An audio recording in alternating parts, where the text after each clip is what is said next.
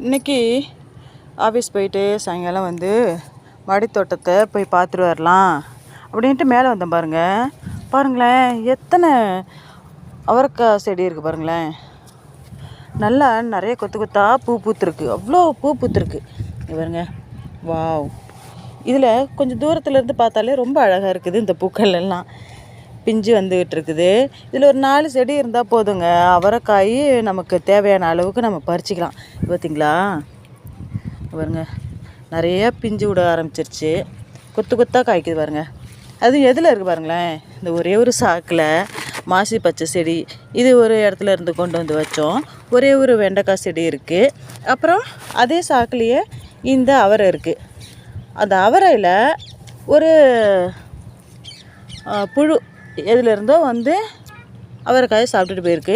இந்த gladiolus bulb இருக்குது பார்த்தீங்களா செடி, இதையும் சாப்பிட்ருக்கு. இதில் ஒரு புழு இருக்குது. அது எப்படி நம்ம கண்ணுக்கு கிடைக்காம இருக்காது.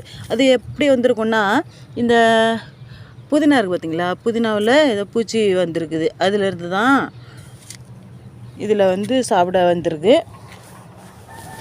வீட்டுக்கு இது செடி அவரைங்க.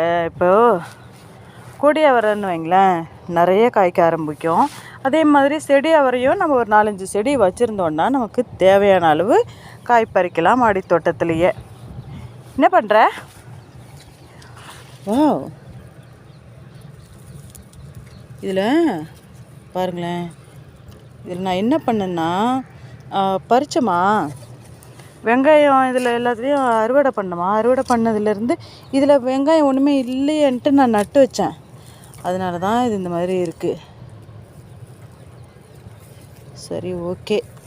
இன்னும் நிறைய வெங்காயம் இருக்குது. அதெல்லாம் கொண்டு வந்து இதில் நட்டு வைக்கணும். அப்புறம் முட்டைக்கோஸ் இல்லை, காலிஃப்ளவர் செடி வச்சுருக்கோம். அநேகமாக இது வர்றது ரேர் தான் நினைக்கிறேன். பார்க்கலாம்.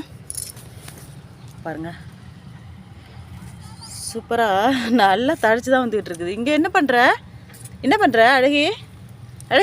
ஹேய், அவங்க ஓனா எலி பிடிக்க ஆரம்பிச்சிட்டாங்க.